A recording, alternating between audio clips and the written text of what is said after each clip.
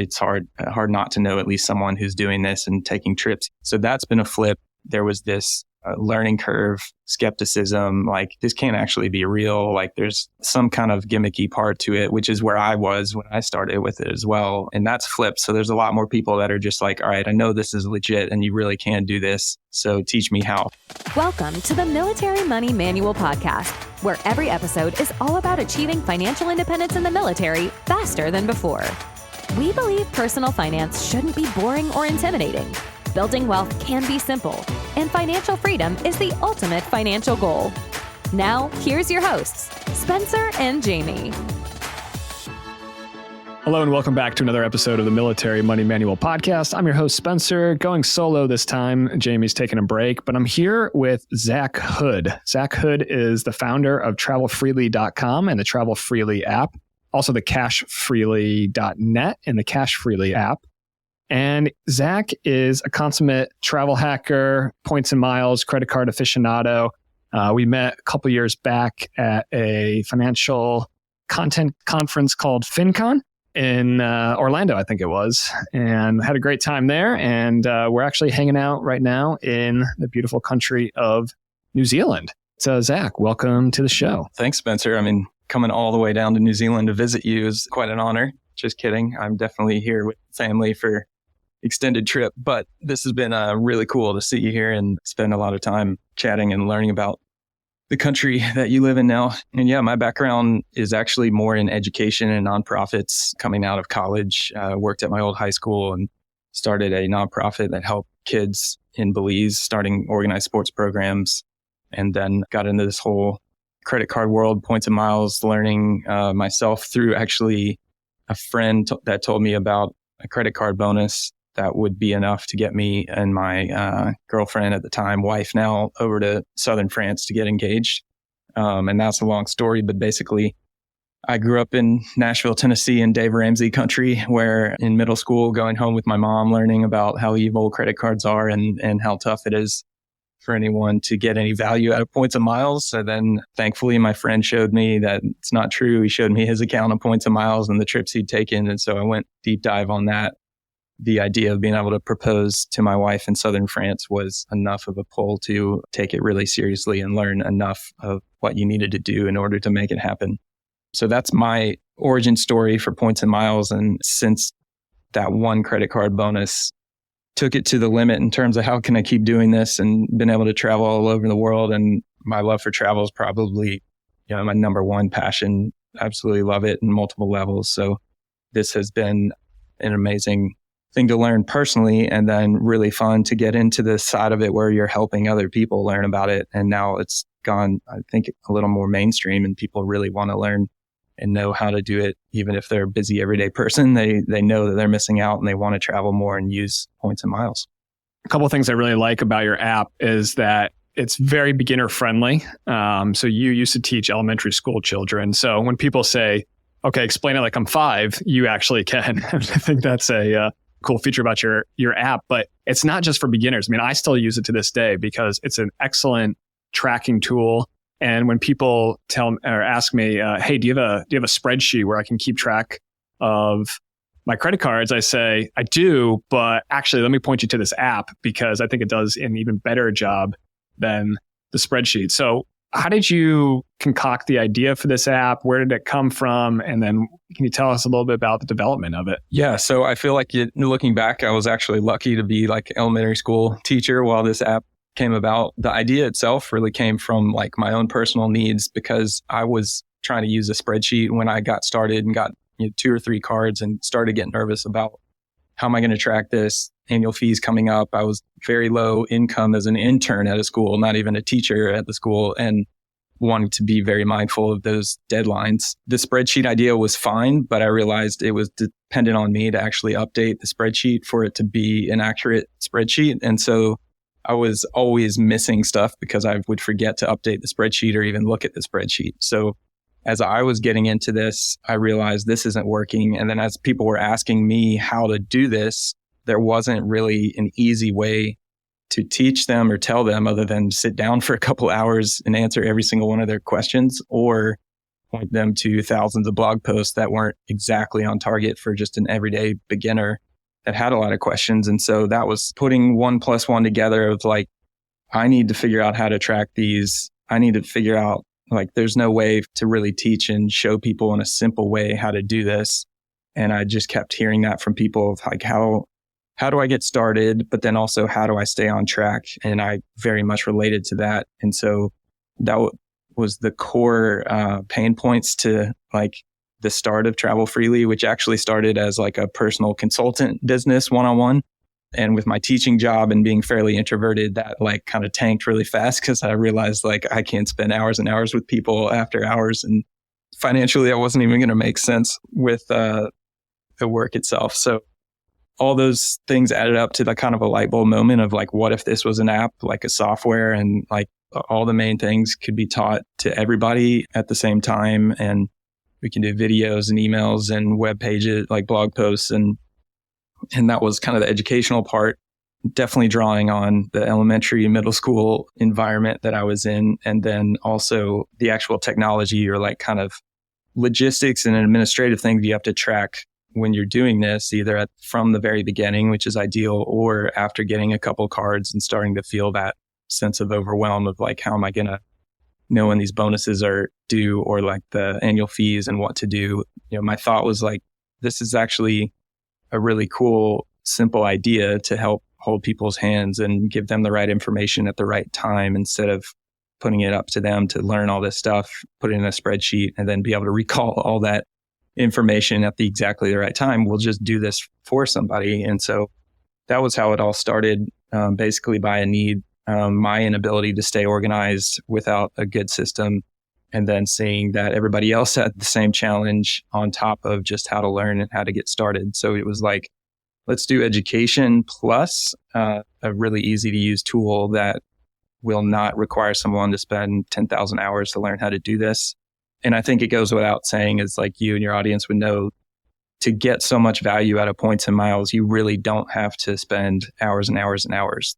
The main core, 80-20, even 90-10 of it, of like the value is with the big welcome offers, the sign up bonuses. And not only that, but just knowing which cards are better and the best ones to get instead of what the general, corporate marketing budgets are telling you out there, to be able to, I guess, get above that noise, break through that and understand like, here's actually a really good card. Here's why you make the decision. And if all you get is this card or these two cards, you're way better off than everybody else. So that was really the combination of factors that led to this is really cool. And I think being able to share my knowledge, put it in like a technology form and utilize my teacher background was a very fun combination, very stimulating and exciting.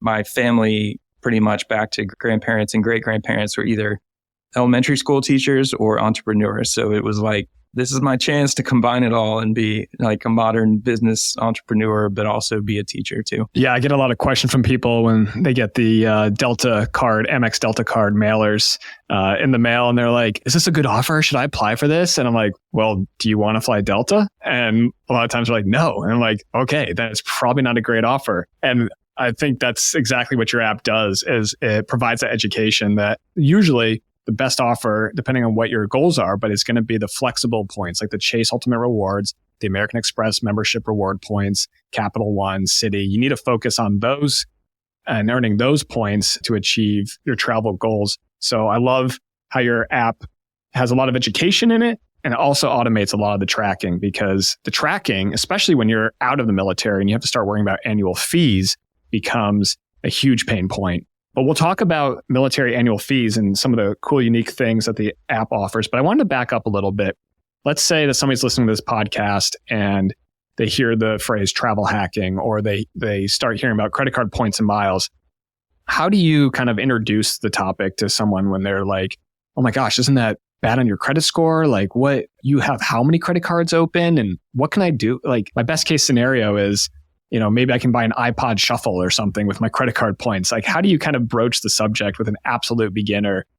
Maybe they understand what a credit card is, but they don't know the nuances of maximizing their points and miles. Yeah, so those are all really good points. And I think, well, one thing is that I feel in the last couple of years, points and miles has gotten more mainstream. So it's more likely than not that some you know somebody or are that person that has gotten smart and savvy with travel cards and points and miles, it's hard not to know at least someone who's doing this and taking trips you think they probably shouldn't be able to take or afford because they learned how to do it.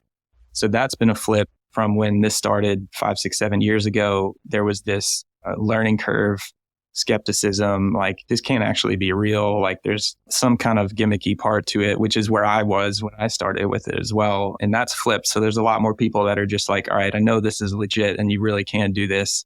So teach me how. So that's made it a whole lot easier the last couple of years, just to like not have to convince people how good this is and they're just ready. But despite that, there are two sets of kind of educational paths. One is teaching them about the points and miles, like kind of awesome main big wins that you can have immediately and the things that you need to know. And then there's also the like absolutely forget these things that you thought you knew, that you were preconceived notions about what points and miles are and how to do it. And so kind of combine those. And I think as a teacher background, that's fun because all those things are really interesting, exciting. You can flip some things, on its side of like, well, you think your credit score is going to be hit by this. It's actually going to improve. And here's why. You think getting another credit card is not a good thing. It's actually better for your credit score, for your points, for your miles, and all those things. Or you get to the point where like, well, what about all these annual fees? And that may not be relevant at all for your audience, but every single year you have the chance to evaluate that and say, do I want to keep this card, maybe downgrade the card or close it? So it's almost like the neurons get really amped up and firing in your brain when these questions are not just like good answers. They're awesome answers and it's great news. It's like, it's actually better than you think. That's the fun part. I think from my background as a teacher and really wanting to motivate, encourage, get people started with this is that, basically our intro content and education, there's about 5 core things that are like, I bet you didn't know this. And this is huge and really important. From if you have a partner, you can each get that card if you apply separately. And that means you each get the bonus and the welcome offer. And then also in terms of just like you had referenced, like what an actual good card is. It's not an airlines card or hotel card necessarily. It's a flexible card. And a lot of people don't know about those kind of cards to begin with. And then there's a few others from like how many small business owners can get cards easily. And it's not just big corporations. And that adds to it as well. So those are really fun, like light bulbs to just pop on. And then there's also those things that you mentioned of like, you've heard this or you think this, like with, I'm going to look through a catalog and use my points to get an Apple product that's 4 years old and get a really bad deal out of it.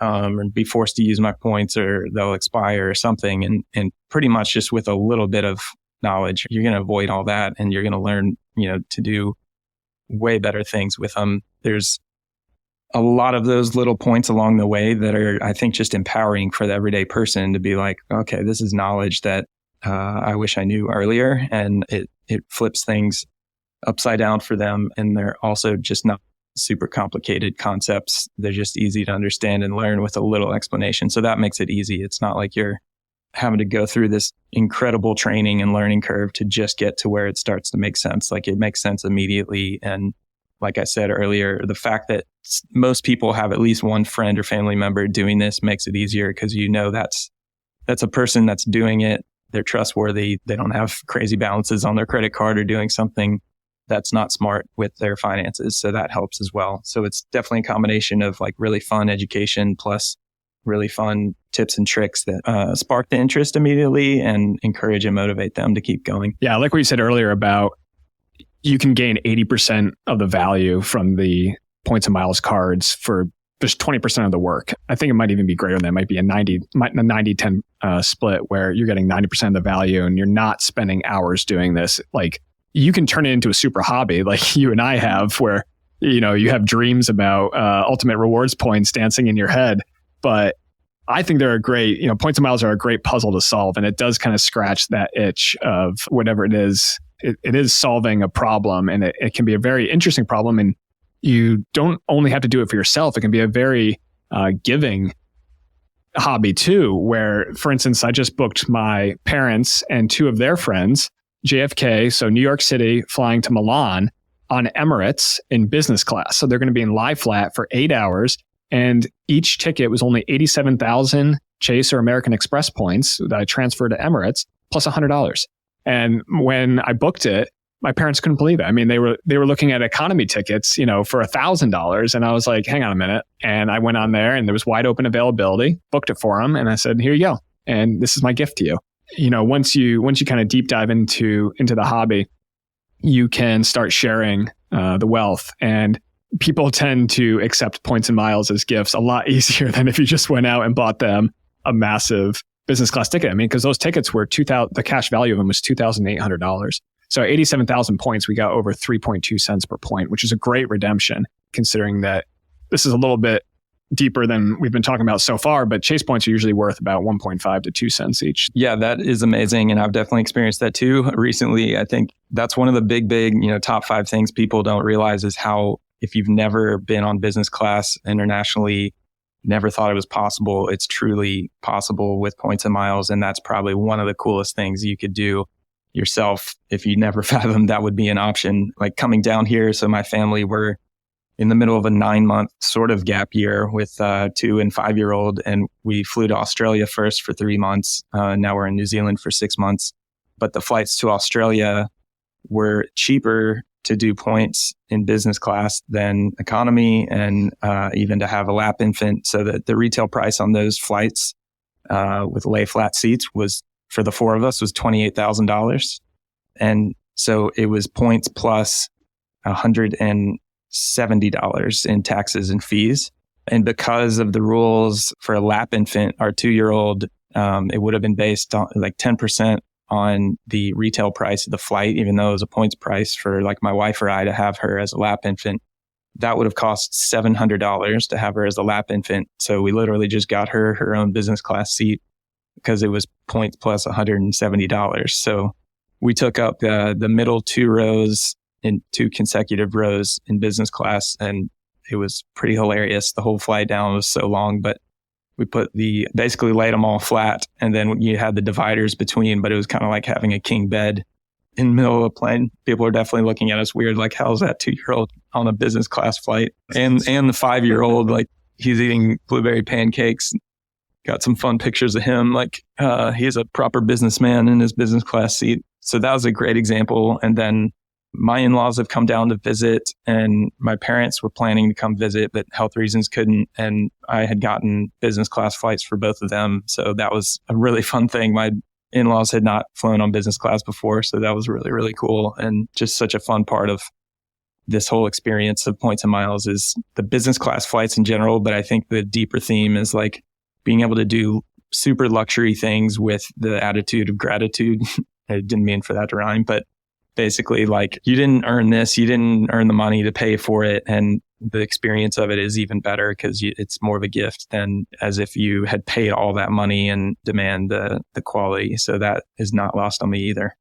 Attitude of gratitude. We're going to have to make that a meme somehow. But I agree with you that it does make you appreciate the experience. I think even more when you're like, how am I here right now? Like, this would have cost a lot of money, maybe a significant percentage of your annual income or of your net worth. And you're just sitting there.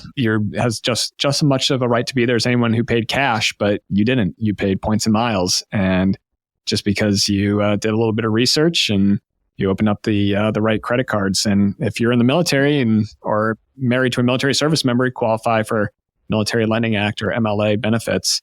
I've got articles about that on my site that you can Google. But yeah, I wanted to highlight some of the cool, unique things that you have in the app. So you have 2 apps, is that right? You have TravelFreely and CashFreely. And the TravelFreely one's focused on traveling freely. And the CashFreely is focused more on the cashback credit cards. And you can check those out, militarymoneymanual.com/freely or militarymoneymanual.com/cashfreely. You can check out both of those apps. Again, that's militarymoneymanual.com/freely. You can check out the TravelFreely app. It's no secret Spencer and I are both huge fans of the Thrift Saving Plan, the military's version of the 401k retirement plan. We've both been investing in the TSP for over 14 years and are thrilled to announce we've consolidated all the information you need to know into a new course called the Confident TSP Investing Course. That's right. The course is a comprehensive guide to navigating the TSP, breaking it down to easy, bite-sized chunks that lay out the basics of the thrift savings plan, the funds available, and the investing strategies so you can build wealth while you serve.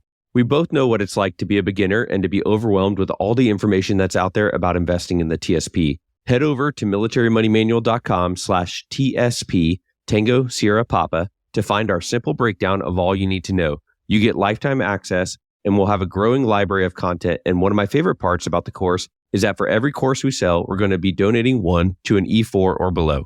Yeah, I love that feature of the course, Jamie. So if you're an officer, an NCO, a senior NCO out there, and you purchase a course, first of all, thank you. And also know that you're helping a fellow service member, a sailor, a soldier, a Marine, an airman, a guardian, a Coast Guardsman, E4 or below, take one step closer to their financial success. And until the end of 2024, you can use promo code podcast24 for $20 off. The link's in the show notes, or head over to militarymoneymanual.com/TSP and use promo code podcast24, where you can sign up for the Confident TSP Investing Course. Now, back to the show. Tell us a little bit about some of the cool features, tracking features you have in the app. And then I want to mention, don't forget about Card Genie. I think that's a really cool product you've got in there. Yeah, so we touched on the educational side, and there's kind of a version of that for TravelFreely and CashFreely based on the approach. If you're looking for travel, it's going to be TravelFreely. If you're looking for the cash back, it's CashFreely. So there's an educational side of it, of just getting you past the learning curve and getting started. What are the main things you need to know? And then the app itself has a card section where you're going to actually add the cards that you currently have. And then because of that, it can then start to track if you have active sign-up bonuses that you want to track. If you have annual fees coming up, it'll show you that. And it has a card-by-card breakdown of that, but then it also has like a task list of like to-dos of what's coming up next, annual fees, sign-up bonus, that kind of thing. And just to clarify, like we actually don't have any API security bank login syncing happening on the app. It's all about just manually saying what card you have and the date that you opened it, and then we can auto-populate everything based on that. I just don't really love the idea of having bank login information and syncing that stuff, even if it's a third party, and entrusting that their systems are going to work. And I don't think our people really want that anyway. Not our people, but our users. It's nice to know that we're not using and doing those things. There's no security risk at all. And we have best in class security, but we don't store or have any information that needs to be secure anyway. So there's the My Cards page that's going to be kind of the center of knowing the cards you have when you opened them, what's coming up related to those, some advice and articles on those cards. And then there's also the task list. And then there's also the Card Genie, which is the recommendations for TravelFreely and for CashFreely. That's just called best offer recommendations. And so the Card Genie and the best offer recommendations are always changing, and we're ranking them on our side to say, like, what are the most recent offers and what are the best ones for you to get? And we rank them with a loose criteria of like what's best for a beginner.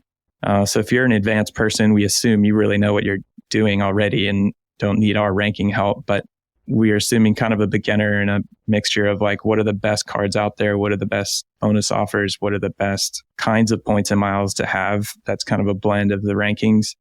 We tend to, I guess, just a warning to the military audience, like we tend to rank the high annual fee cards a little lower because they are so high, and it's huge sticker shock to so many beginners, but that's not an issue for your listeners. And then outside of that, I wanted to mention that we've always posted the best offers available. So if people are looking for the next best card, whether it's an affiliate link or not, and we do have affiliate links, and that's how we support the site and the app, but we will post the best overall offers, even if it's not an affiliate link, which is somewhat rare in the app world and all those others, the corporate ones out there.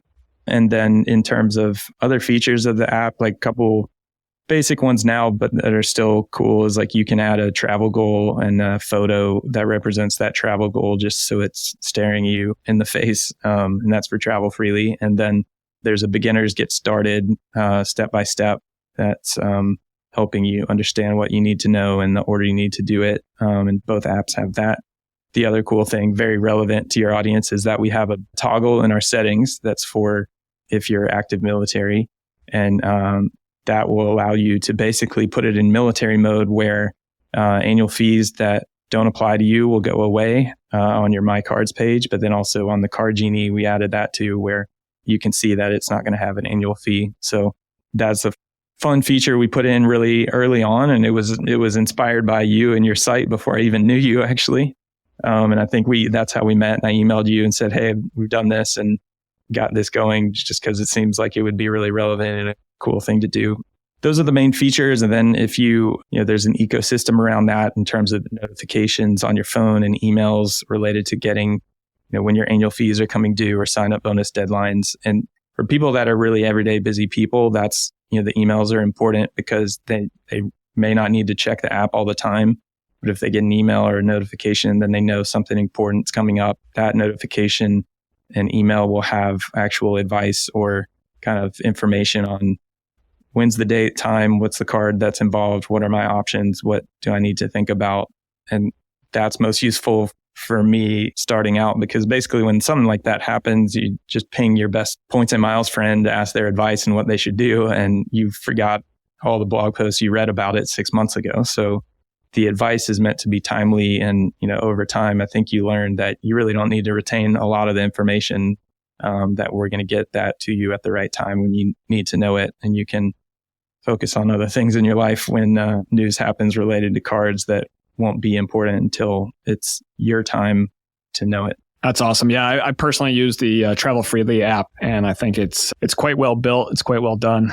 So congrats on that. I like that the app does a lot of the work for you. And even though I'm deep into the points and miles space, it still feels like I forget things all the time. I didn't have to worry about it for decades or years because I was active duty military with the annual fees. But when I get the emails now, it is relevant to me as a veteran because I have to worry about annual fees on some of my cards. And it's great that you get those emails. I think it's about 45 days prior, and just kind of starts the gears turning like, okay, am I still getting value out of this card? Do I need to downgrade it? Do I want to, put some spending on it? Do I want to call for a retention offer? What do I want to do with this account? And if I'm still getting value from it, then maybe it just sits there and I pay the annual fee, and that's okay, because on a lot of these cards, you're going to get more than the value of the annual fee back. And this was a concept that you introduced to me with the CashFreely program. Is you called them like secret cashback cards. And why don't you tell the listeners where you can find these secret cashback cards and what the deal there is? Yeah, so CashFreely it was kind of brewing for a while. And then when COVID hit, it kind of took on a bigger life of like, well, what if we can't travel? Or what if the points and miles aren't going to be travel points and miles? There's an audience of people that need to know. And then also there's just a ton of people that at the end of the day don't want travel rewards. They want cash back, and they may travel, but they just psychologically don't have it in them to go for the travel, no matter how many hours you talk to them about how good they are. And they just want the cash back. And so I think what I discovered, there was like this gap between people that were points and miles people that were somewhat arrogant about like, why would I ever cash out my points? That's just not the best value. And then the people that were talking about cash back were not understanding the next level, kind of expert level pro tips you could be actually doing to get a lot more cash back. So it felt like there was a gap there where I could help people learn the points and miles approach that I would take if I were just doing cash back. The main premise of that, it's really just very simple, that the best cashback cards everyone say are the best cashback cards are not even close to the best cashback cards. I say that because some of the best travel rewards cards allow you to cash out at 1 cent per point. And so if you're looking at bonus offers, welcome offers of 60,000 points, 90,000 points, 100,000 points, and you can cash those out at 1 cent per point, that 100,000 point bonus is worth $1,000. And if you go just Google the big corporate sites, best cashback card, and see what's out there, you're going to get $150 cash back, $200 cash back. And it's like, wow. And you could tell a person to get this other card and they would get 5 times the bonus, and they would earn more cash back in that period of earning that bonus than any of their friends for the next several years. And then I kind of took it further with the math of just learning for some of these cards, you're looking at an active cashback earning rate with that sign up bonus spending of anywhere from like 10 to 20 to 30% cash back if that bonus is going to be met and on that spending. So that goes for the everyday spending categories as well. So like the bonuses are even bigger with the secret cashback travel cards. And then the everyday spending, instead of 1.5 or 2% back, you can get those huge percentages back on the bonus spending. But then ongoing, there's cards that earn, 3x points that can actually be cashed out at 1 cent per point. So that's effectively 3% cash back on all those instead of those other cards that are saying, 1.5 or 2%. That was really the secret I wanted to try to crack and amplify and share with people, because if you are just wanting to do cash back, you're still not doing it as good as you can. And it's not a whole lot of effort to get an incredible amount of value out of that strategy. Zac, it's been a fun conversation. Thanks so much for coming on the podcast and talking to us. If you want to check out the Travel Freely app, listener, you can go to militarymoneymanual.com/freely. That's FREELY, Fox Romeo, Echo, Lima, Yankee for those of you in the military, militarymoneymanual.com/freely. Zac, before we wrap up, you have some interesting ideas about travel and how it can connect people. I just wanted to give you a platform to talk to the listeners about that, because I do like talking to you about points and miles, but I think there's also there's a deeper element to using points and miles for travel. Yeah, thanks. It is a bit integrated into our brand, I would say, in terms of just the joy and fun and life that comes from traveling. And travel is really the goal. It's not getting the points and miles, it's to be able to travel. And that's a wide spectrum of super cool luxury travel, super cool experiences, being able to get to see friends and family more often, get to a friend's wedding that you wouldn't otherwise maybe afford, and even just get a break from people or everyday life at a time you're in a busy time of life. But I've had such cool experiences with travel. I think growing up, being able to travel to a few different countries and then learning that things can be different has been such a huge lesson to me, and learning how different people live differently, think differently, taking those experiences back with you and being a changed person is definitely not lost on me. A lot of that's impacted from early on out of college. I did nonprofit work where I lived at least 2 months every summer for 4 to 5 years in a small village in Belize in Central America that was about 800 people. And just the culture and the people was life-changing. And another extremely fun experience was playing tennis tournaments in southern France for about 6 weeks, which I got to do out of high school. And that was extremely life-changing. No one knew about college football or any of my interests and passions there, but I learned to appreciate other things and who people were at their core. So for me, travel goes really, really deep.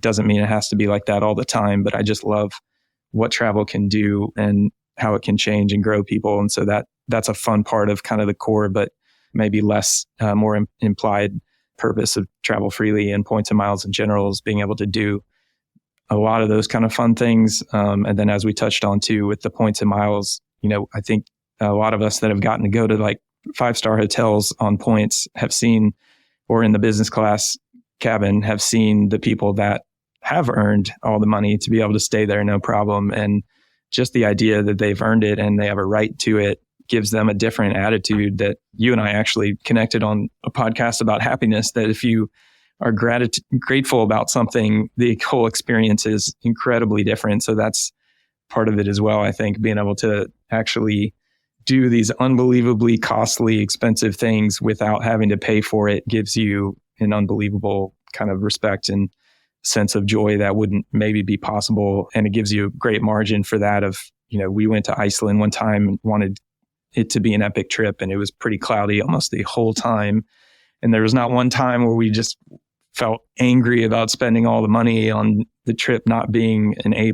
It was just well, this was on points and just awesome to be here. So I think all of those things are super important to me. And I think the purpose of helping people travel, some of that has nothing to do with points and miles, and then some of it is only made possible with points and miles. So that's a fun part to kind of wrap your head around of this whole journey, and the kind of things we're teaching and helping people to do. Thanks so much for tuning in to this episode of the Military Money Manual podcast. If you're enjoying the show, please feel free to rate, subscribe, and leave a review wherever you listen to your podcasts. This helps others find the show, and we really appreciate it. Thanks again for tuning in, and we'll catch you in the next episode.